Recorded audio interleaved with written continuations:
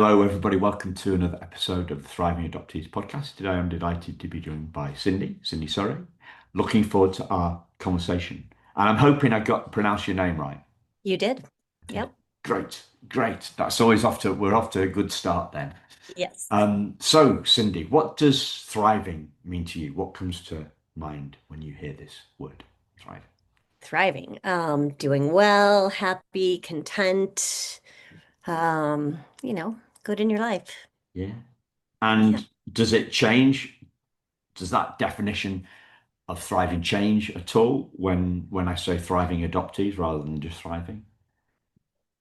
No, I mean I think it means the same for that too, like that they're doing well in their lives and they are thriving and have, you know, good lives and done what they Yeah, needed to do. So, yeah. yeah. How do you see the relationship between trauma and thriving?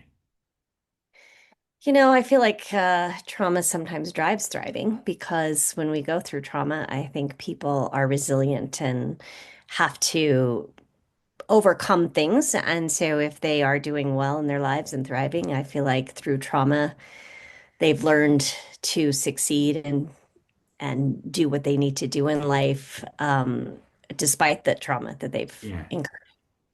So a bit like perhaps resilience then. Yeah,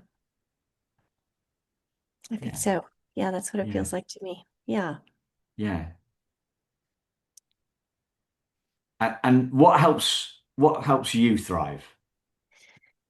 I think, wow, that's a hard question. I guess I should have asked you these things beforehand. Yeah, thriving for me has been that I feel like I've been resilient in my life. There's been a lot of ups and downs and things that happen, but the ability to overcome them and to still live a full and happy life has been a really amazing thing for me. So Yeah, I think that thriving, like being able to take care of my basic needs and also to be happy and have, yeah, stability in my life is a really important thing. And I feel like that's what makes me thrive. yeah. So kind of like rolling with the punches. Is that or is Mhm. that too big? Is that too big a metaphor? No, I think that's right for me. Like, I don't think I was that way when I was younger, but I think now as an older adult, the one thing I wish I knew when I was younger is how to roll with the punches a little bit better and Yeah, to kind of understand where I am in that moment and just try to, figure out a better way to handle. I think I used to focus too much on what was harder and then not rolling and just being stuck. So I feel like that is a really good metaphor, yeah, actually. I think I roll yeah. with words quite well. So yeah, so what becoming unstuck? So what do you think is the what's becoming unstuck? What does that mean to you? Or I what think when what? I stay in one place or focus on something too much and it's not allowing me to be happy and not allowing me to move forward in my life, I feel like that feels like I'm stuck. And when I'm stuck, then I process that now differently and have to have years of therapy, obviously, so that you just kind of get through things in a different way. I think when you stay in a pattern, or believe in one way of looking at something, then you are stuck. If Yeah, you can look outside that box and look at different ways to handle what you're dealing with and get through it, then I think you're not stuck. yeah. I was chatting to an adoptive mum just before we spoke, and she was talking about one of her kids who has quite a solitary job that doesn't require a lot. So it's very habitual manual kind of stuff. It doesn't require much thought. And we got to the conclusion really that he has a lot of time to dwell on stuff, to get stuck, Right. to uh, yeah, to stay perhaps too narrowly focused. Um, as you were describing becoming unstuck, I was thinking of a bigger perspective, right? It's being able to see the wood for the trees. Right. rather than I think some Americans would say what you call soil, we call dirt. Sorry, no, what you call dirt, we call soil, right? Right. And shall we say down in the dirt, down in the weeds, and we've got a short-term focus. We've got kind of blinkers on. We're a little bit narrow. We can't see the wood for the trees. Yeah. Yeah, that Yeah. sort of that is that what helps us become unstuck? A better perspective? Yeah, I think so. I mean, if you go above the weeds and look through the woods, there's always a different perspective. So I think if you stay in one perspective, then that's the perspective you're going to have, right? Yeah, Like you just have to, and I don't think there is one perspective to anything. People believe that that's true. Like they yeah, believe that their way or that thought is the thought that is. And I think if you have the ability to look outside that box, you're in a much better place because you yeah, see different perspectives. yeah. So you mentioned therapy a couple of minutes ago. So what? How has that changed things for For you? me, I think sometimes I just needed to vent to someone who wasn't emotionally attached to me and have them have some perspective on what I was saying. And I feel like then I could see it through different eyes. When I see it through people that are so close to me, they're kind of seeing it through my own eyes, right? They're trying to placate me or make me feel loved, which is wonderful. But sometimes for me to grow, I need to be pushed and to go to those hard places that don't normally surface with someone I love because someone I love is always just trying to love on me and let me be where I am. And I think with therapy, I was pushed to look at perspectives like, can you look at it from this view? Can you look at it from this view? And just someone who, asked a lot of questions. I honestly, most of the time, that's all she said was a few little questions. And then I would do it myself. But I just didn't do that when I was working or talking to family or really good friends Yeah, about hard things because I do think it's hard to tell someone the truth sometimes. And a therapist, you pay them yeah, to tell you the truth, yeah, yeah, right? And they yeah, aren't emotionally attached to you, so they just get in there. So for yeah, me, that was helpful. yeah. I think that's a big that's a big thing, isn't it? That's a big point about the fact that the people close to us have skin in the game. Hmm. Yeah, they really do. Yeah, yeah. Perspective and questions and asking questions. Because the other thing that comes to mind is a phrase I got from a guy who's a mentor in my life for a couple of years, and one of the main reasons I'm doing the podcast actually. Uh, he used to say it's hard to see the picture when we're in the frame. 100%. That's a great one. I'm going to use Yeah, that. yeah. And that's what the therapist does. The questions are all about asking a asking a different question to maybe open up a new perspective. And Right. yet, this all sounds really logical though, and I'm thinking, what about the heart stuff? What about the heart stuff rather than the head stuff? I got my I worked with a therapist maybe 10 years ago for a couple of months. Saw her every week, I think. And she gave me the notes. She gave me a type up of the notes of a summary, right, from the sessions. And it said, Simon doesn't feel safe in the emotional stuff and often reverts To the to head. safer head territory, stuff like that. So what is it? And I have no clue on this. What about that heart stuff? How did that change for you? I think being open to vulnerability because I think we shut off the heart stuff because we don't want to hurt, right? And then you just kind of go to that head stuff because it's practical and it's easy and that kind of thing. And I think you just shut off your ability to be vulnerable. Whereas I feel like when you open yourself up to vulnerability, then you're opening your heart. So, I think we all have scars and things that you stop dating because you don't want to get hurt and then you're not vulnerable anymore and you just go to that headspace. So instead, I think just getting yourself out there, allowing yourself to feel the feels like is vulnerability. And I think that's where the heart is you're always protecting your heart when you go to your head. Like, I think Yeah, if you can be vulnerable and open to people and open to new situations, then you grow. I yeah. think if you always stay in the head space, you sound good, but you're probably not as good as you think you are. I No, think you no. have to go to the heart, right? Yeah, And you have to feel and you have to be vulnerable. Otherwise, life just kind of stops as is. yeah. Sorry, listeners, I forgot to tell you. I forgot to give you a bit of background on Cindy. She's the founder and executive director of Adoption Dreams Come True in Colorado. So I normally build that in right from the start, listener. So sorry, I missed that. I was so pleased with my ability to pronounce Cindy's surname correctly. I got carried away. So.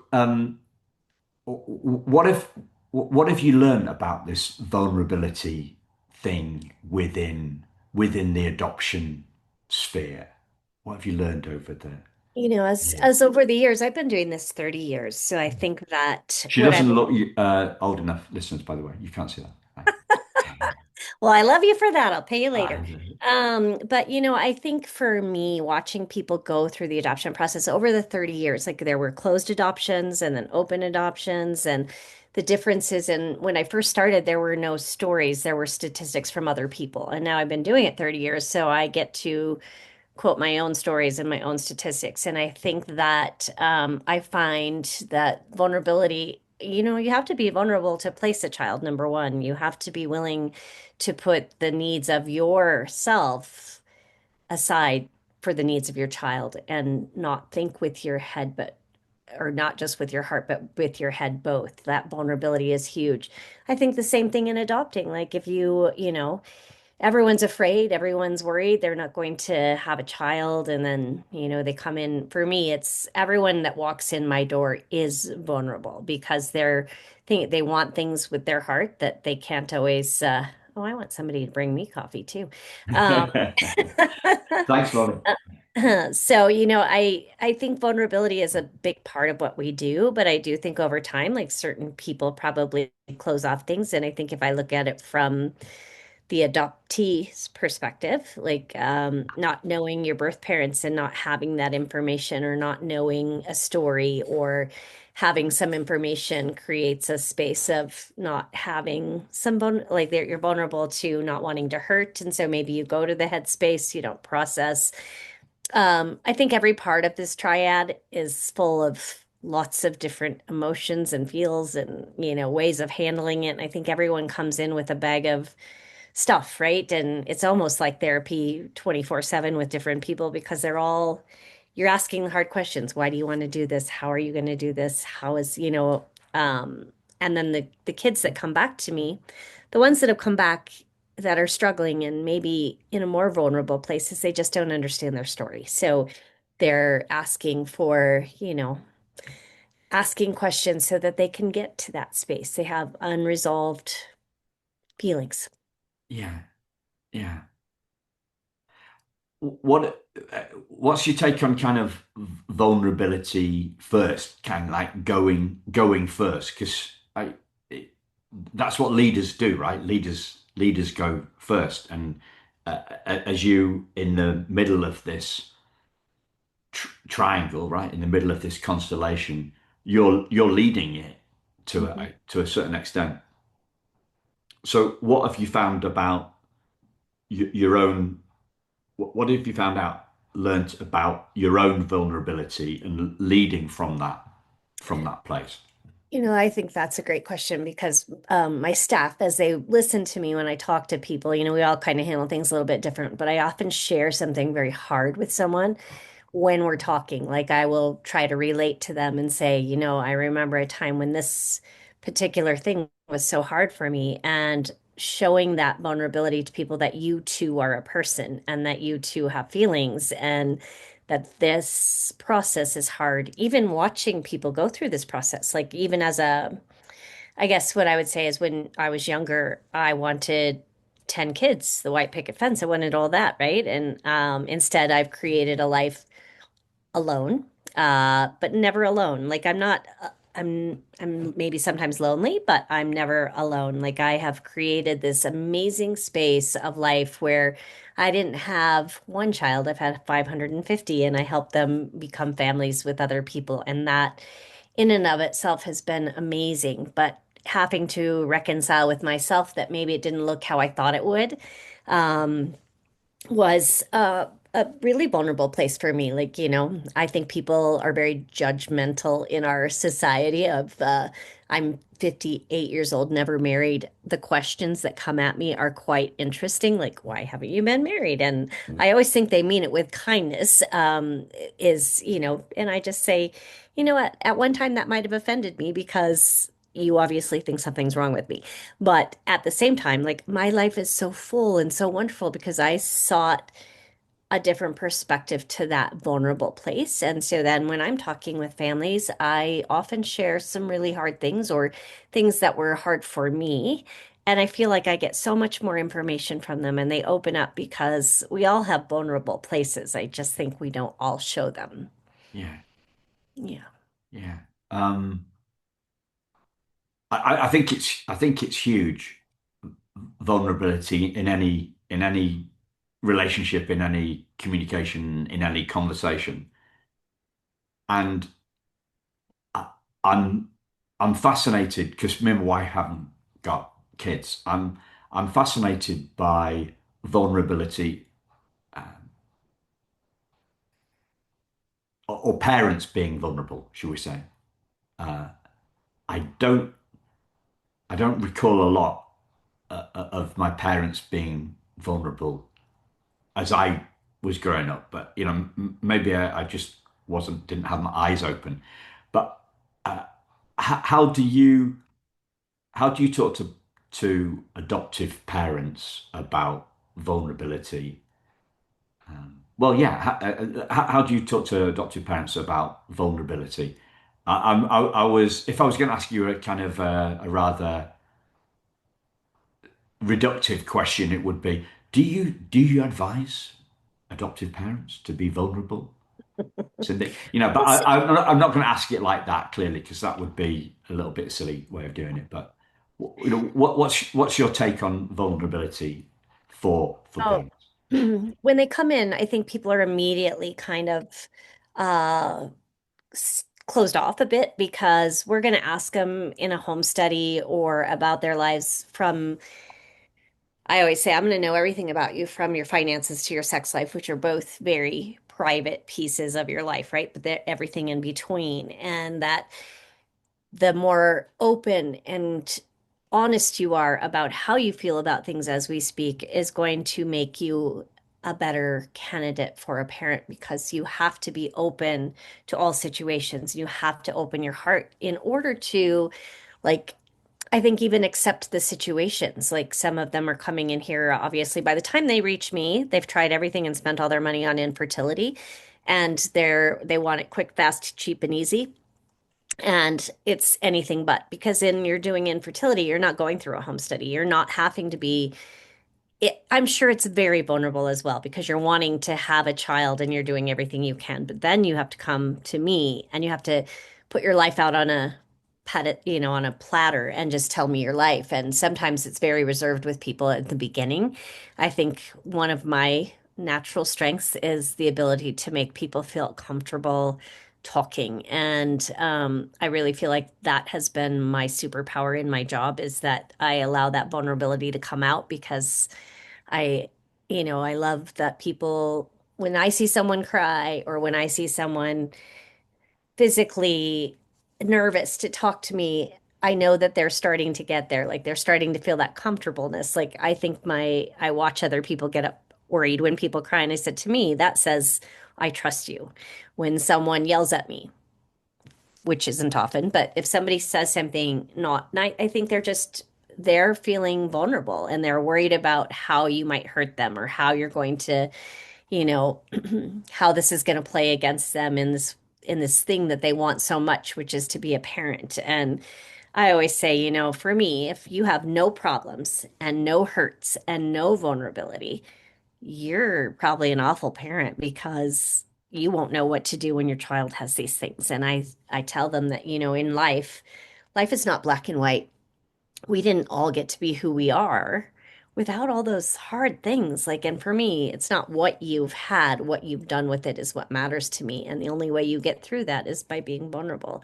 For not talking about it, and I have someone who doesn't speak about anything hard in their family, I'm like, I'm more worried about them than I am about somebody who has this huge amount of hard stuff that they've gotten through. They've allowed themselves to be vulnerable. So I think I do encourage them to be vulnerable with me, to be vulnerable in this process and be open because the process of, adoption is hard. You're at the whim of you don't have any control. No control. The only control, I always say, the only consistent thing about adoption is it's consistently inconsistent and that you need to be able to, so you say, roll with the punches and be open to what those punches look like or what brings people to my office. You have to be open to vulnerability.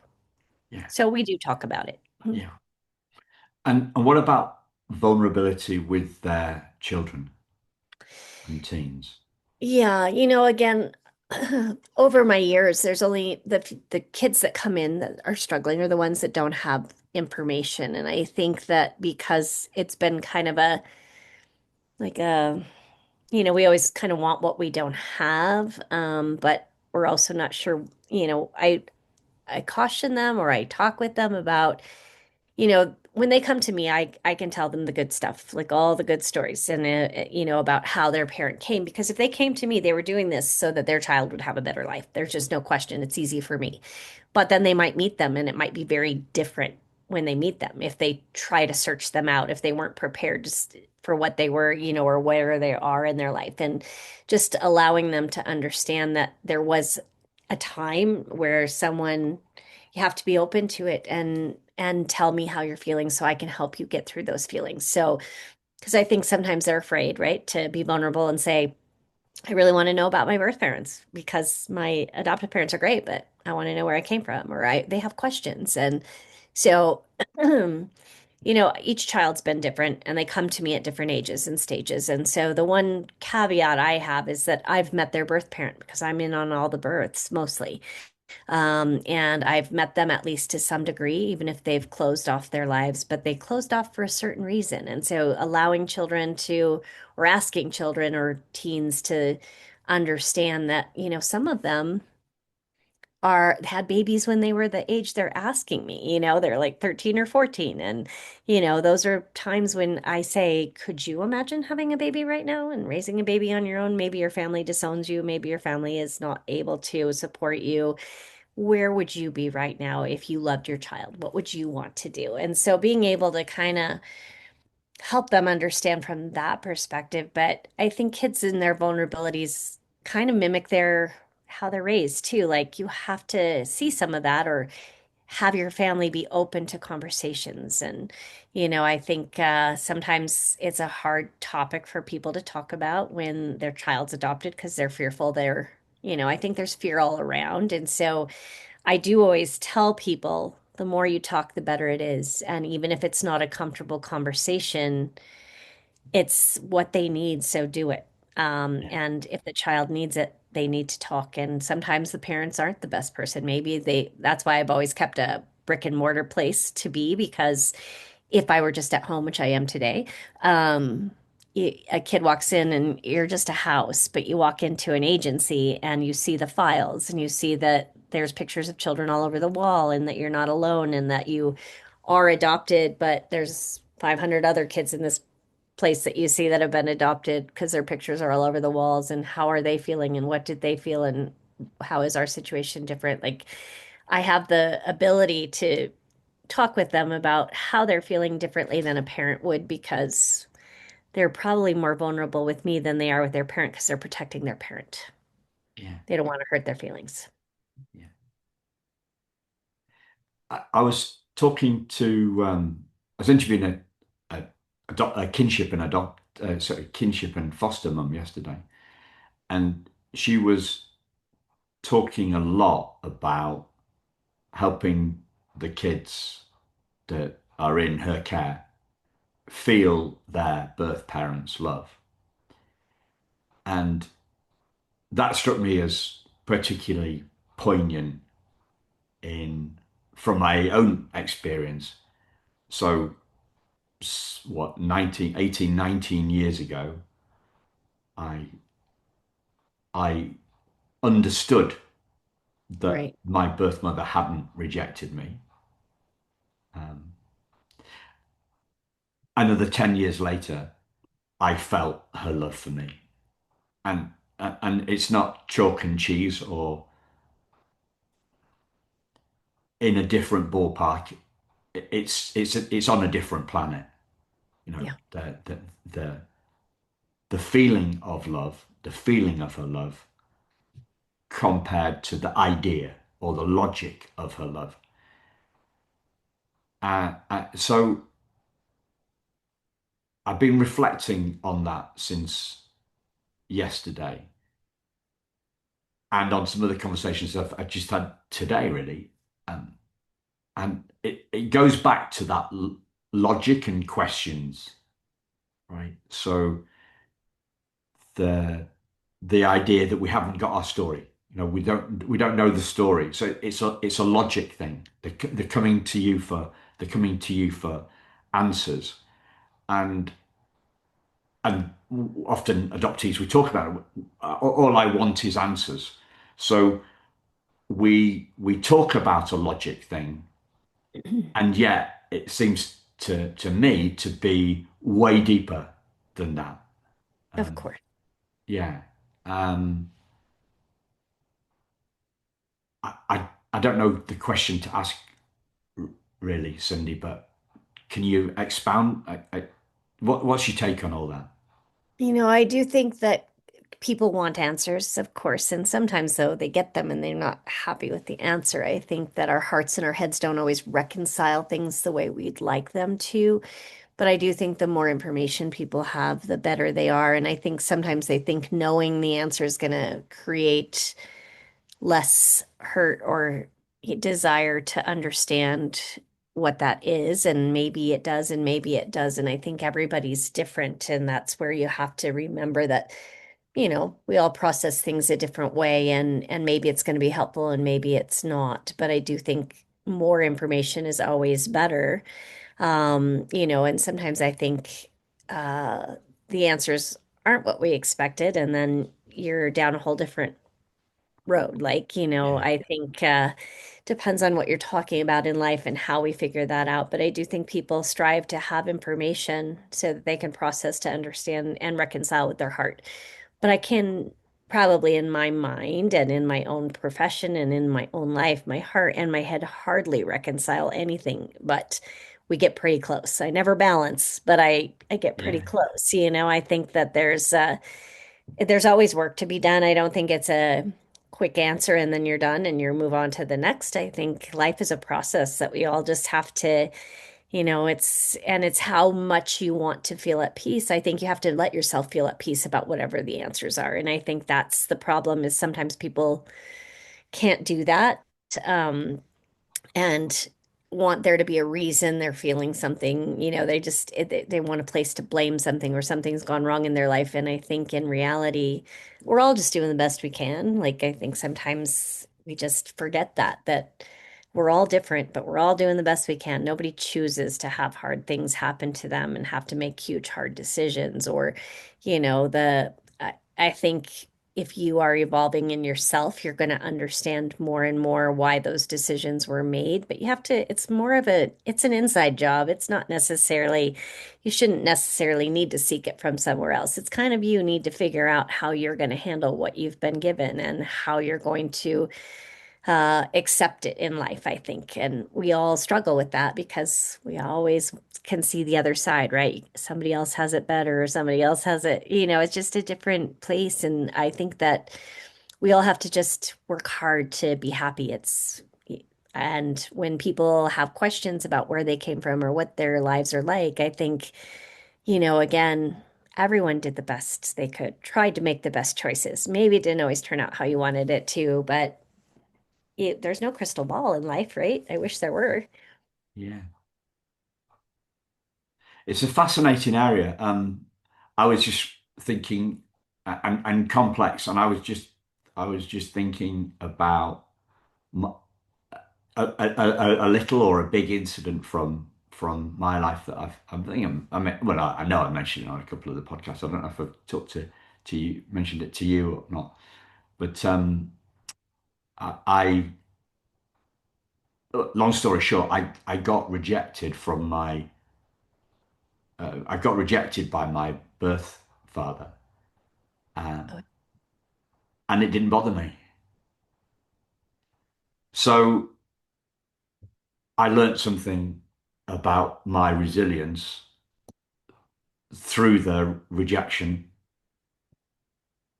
that I wouldn't have learned. right.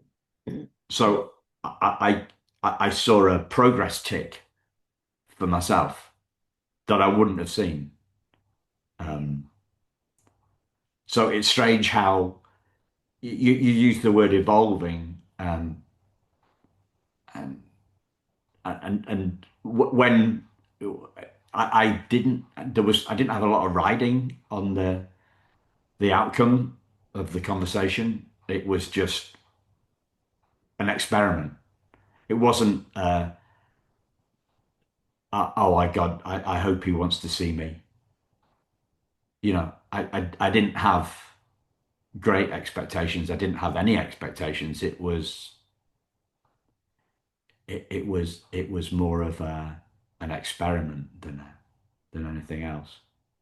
So we really don't know, but the bits of information help us, and the outcomes of the conversations help us move on, help us evolve. Um, Yes.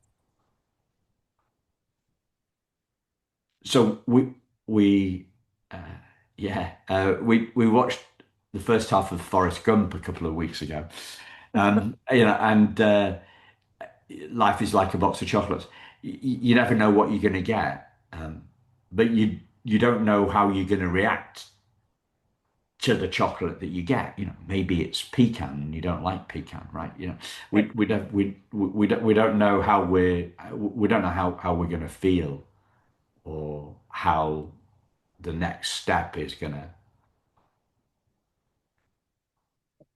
turn out until we do. Really. Right. Is that what evolution is I think for so. you?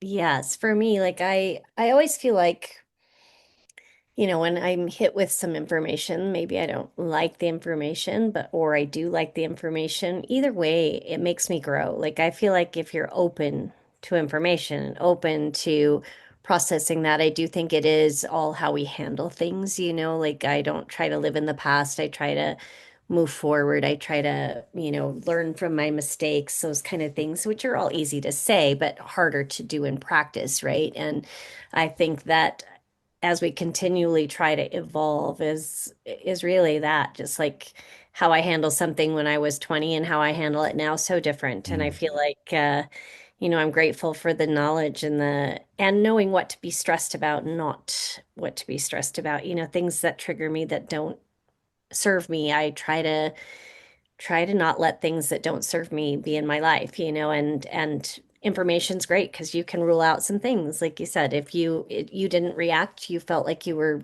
resilient to that and said, "Oh, well, it didn't bother you." Yeah, It's something you didn't know that you had in you, and you learned from it, and it probably feels good to know that that person could have given you something, but also at the same time, that might have opened up a whole different can of worms for you. Like, oh, now I have to have a relationship, or now I have to figure this part out in my life. Now you can just move on from this piece in your life.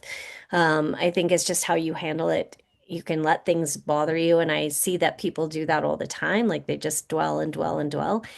And I just wonder what the outcome is for them to let it's not serving them. They're so unhappy. Like, figure out how to process that in a way that serves you. Like, use that as a strength versus negative. And I think it's not everyone can do it. I think it takes time and it takes the ability and the drive to want to evolve. Like you have to want to be unstuck.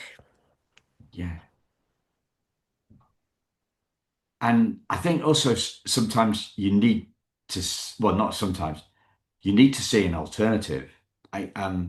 This was an incredible learning from the Joanna, who I interviewed yesterday, the kinship and foster mum. She talks to older to teens in her house quite in a very grown up manner, and she says, "Well, you've got this isn't the first thing she says to them, right? This is." um, she says, "Well, you've got a choice here.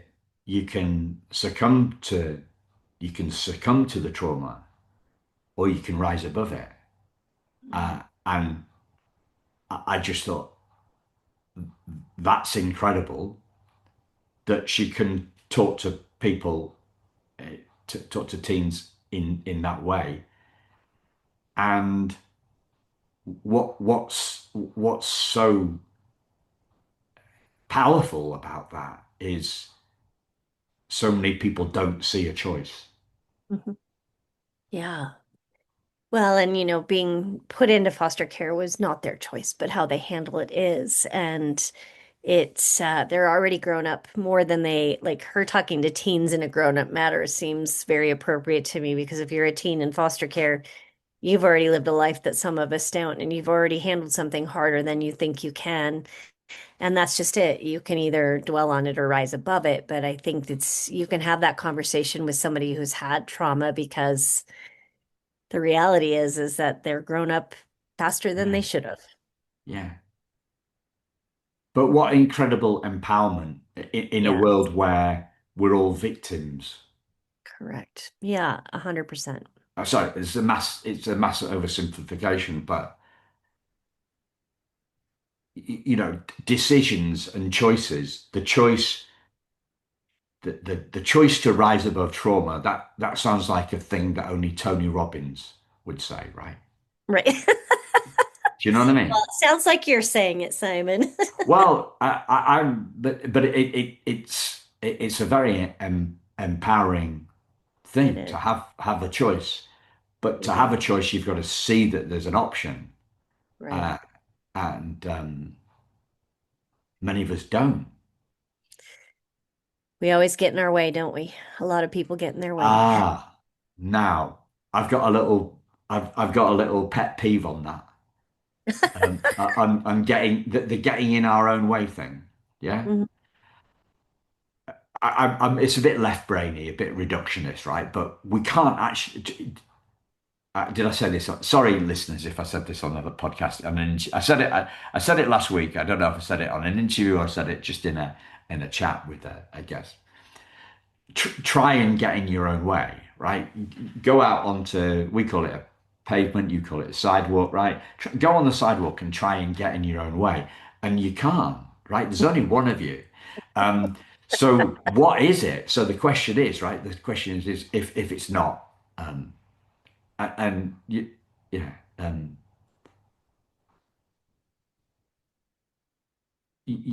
not, I'm just pulling your leg gently here, don't you? I don't worry, I have tough skin, even if you weren't pulling it Okay. gently. All right. It's just a thing, right? It's just a thing for me that It is. we can't No, get in it's our own true way. though, right? You can't. You're correct. It's a belief, right? If it isn't ourself, it Right. isn't ourself. It's a belief, a A belief. belief that is getting in our own way, such as, oh well, I don't know. We talked about therapists and questions and logic and feelings, didn't we, earlier on? So I had a meltdown in the therapist office that I was talking about, the lady who gave me the piece of paper with the summary of what she'd learnt about me over the session. I had a meltdown in her in her office, and I only realised later that that's what you're supposed to do.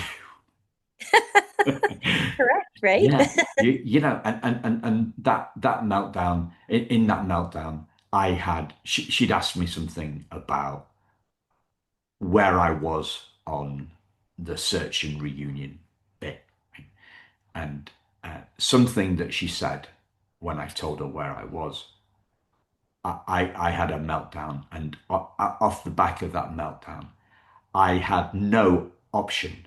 There was no option for me other than to restart the search.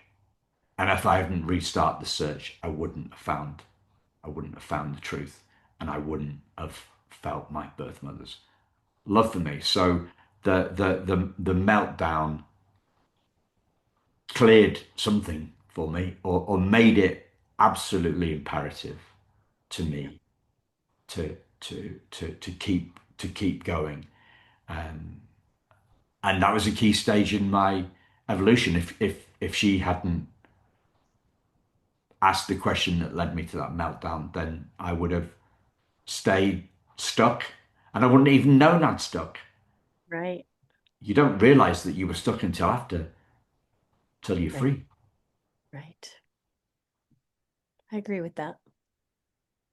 I hadn't realized that till just then. Wow.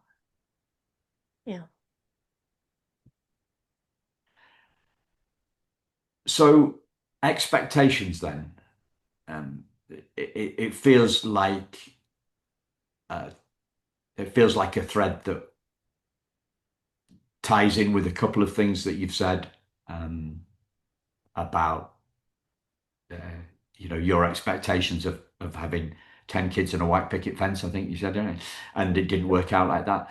Um, and expectations for adoptive parents, expectations for adoptees, who are searching, who are going, looking for a reunion, hoping for a reunion. Um, what are the biggest learnings that you've had around this expectations thing? For me is that things aren't always what you expect, right? And sometimes it's better. And you just don't, you have to know that there's a plan, maybe, just like that life has a plan. And maybe you're not wanting to, fighting the plan is worse than, I think that's it. Just for me was letting go. That's my, like, I always pick a word of the year. And letting go was my word a couple of years ago about things that I needed to kind of process and say that, my expectations were different, but this exceeded anything I would have ever wanted in my life. Like I'm happy. And I don't know that I would have been happy with what there's expectations in life and society for us to, like, I do think even sometimes people come into my office just because they're married, they think there's an expectation they're having children now. And sometimes we actually wean them out of that by saying, is this really what you want? And then you find out that people have not really had that discussion, like their expectations of other people or their own expectations of what life is supposed to look like. Letting go of having, I mean, I do have expectations of people in my life that I want I expect they're going to respect me. I expect that, all the things that you want in friendships and people. And if they don't, then I just kind of, they aren't in my life. But I think the other pieces are your own expectations of what you want in your life. And then staying there and just expecting that that's the only way to be happy is really never, you'd never be happy if you did that. Like, that's why I always say to people, I'm super happy. Like, I had no idea that not having children would be fulfilling to me. It's amazing. And how could I have afforded that unless I had a really good sugar daddy? I would never have been able to do that, right? And I feel like I'm in children's lives and families' lives in a way that's so impactful to me that I get my cup filled. And that expectation of having 10 children, I don't even think about that anymore. I just am really happy where I am, and I'm really happy that I was able to do what I did. But I think having to release your expectation of what life is supposed to look like. I don't know that there is a supposed to, but I think we reside in a lot of early on. societal norms, family norms, people norms. I mean, pe we're always changing, but I think like I grew up in a family that was, kind of rigid at first, and now I laugh because we're all so different. And so, it's I'm I love who I become and the expectations of me or the ones I had for myself.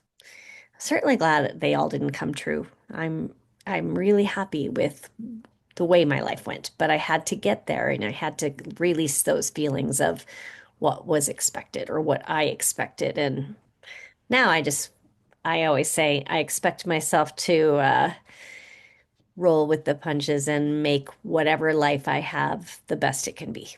Yeah. Yeah. Where do you see adoptive parents' expectations? Um, I was trying to come up with a better metaphor, but I can't do that right at the moment. Yeah, like I can actually letting them down, right? Where do you see adoptive parents' expectations letting them down, or um, making them unhappier than they need to be? Um, I'm trying to figure out exactly what you're asking, but I think like when well, so here's an expectation. I always say to them, if you expect that your birth parents come in going to all their doctor's appointments, eating, organic food, going to, Oh, right, keeping yeah, a clean lifestyle, then you're not expecting the right things. What you need to know is that people in hard places place children, not people that are like you, that are able to take on their life the way. So your expectation that they go to the doctor or eat all the right foods is not going to happen. So you have to wrap your arms around knowing that the way you get children is that people are in hard places and they don't have those things and they're not able to do those things and they're maybe not in the right mental space and they don't have support systems. And I'm going to support them and do a lot of things, but I can't force them to be a certain way for you. And I always just say you have to let go of any expectation that you have control, number one. Number two, that they're going to do what you want. They're just fight or flight most of the time, like you. And I do think that when you bring it home to like you're never going to have a situation where somebody acts the way you would when you were pregnant because they're not you, number one, and number two, they have this many more milestones of hard stuff than where you're at, and the hardest thing they're doing is placing a baby, and that's pretty darn hard. And so I feel like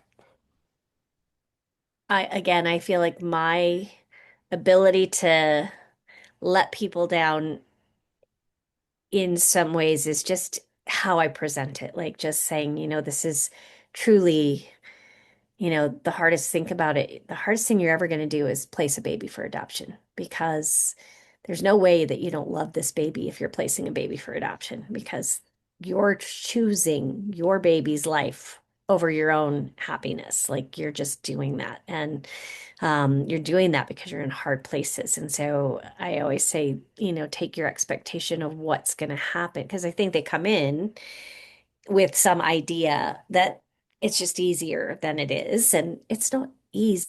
There's no one walks in my door happy. I always say that. I'm like, if you walk in my door, you're either having a baby that you didn't plan for and that you're in a really hard place, or you've been trying to have children and you can't have them. So no one walks in my door going, woo-hoo, let's just make this happen.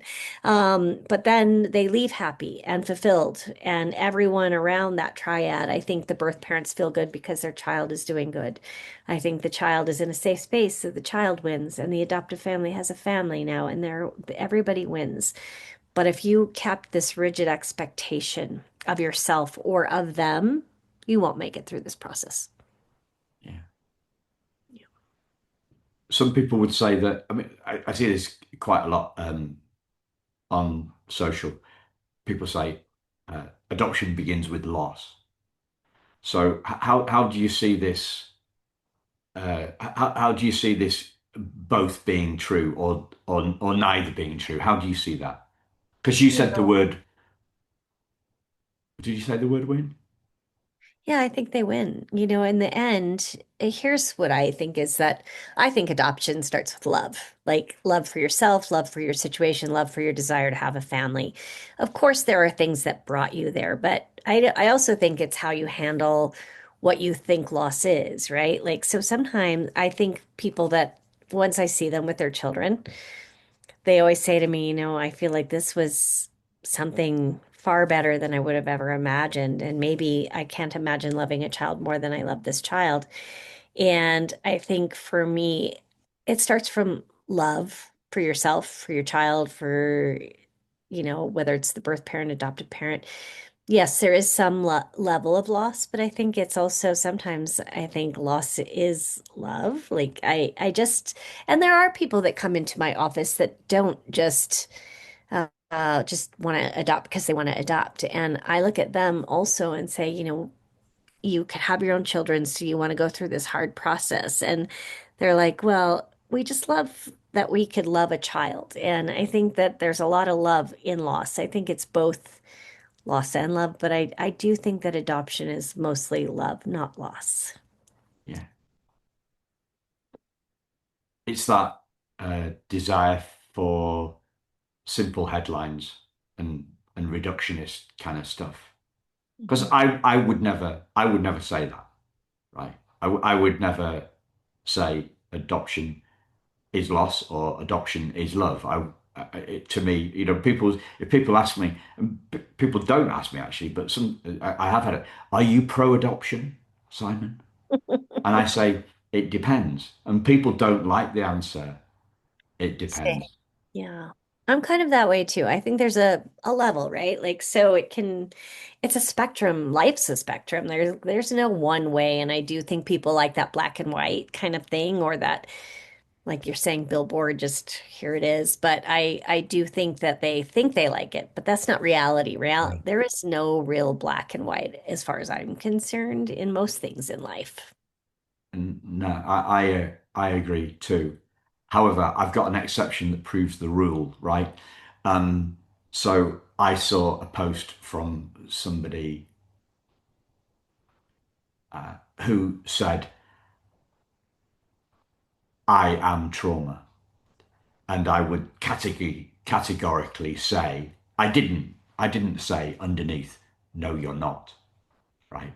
Because I can't really see them changing their mind. Right. Uh, I know I know where that goes, right? I know where that goes. But I I thought to myself as I read that, no, we are not trauma, and I would. So what are we? I, I would say we are love. Yeah.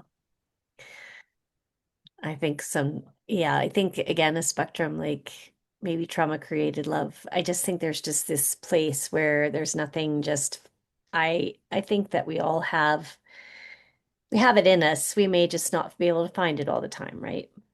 Yeah, it's covered over. Hmm. Yeah. It's covered over. Feels a good place to bring it in. Unless there's something that you would like to share, Cindy, that I've not asked you about.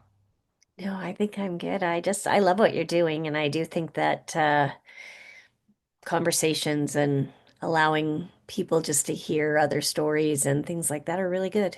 Yeah, Yeah. it all goes to perspective, Right. right? You talked about a change in perspective, seeing different perspectives, and that's what I'm trying to do. We've done 600, whatever, 27 on different perspectives, Yeah. different perspectives, and that variety broadens our perspective. 100%. Yep. Thanks a Well, lot, Cindy. you're Thanks for, welcome. I really enjoyed you. yeah, me too. Thanks, listeners. Bye bye.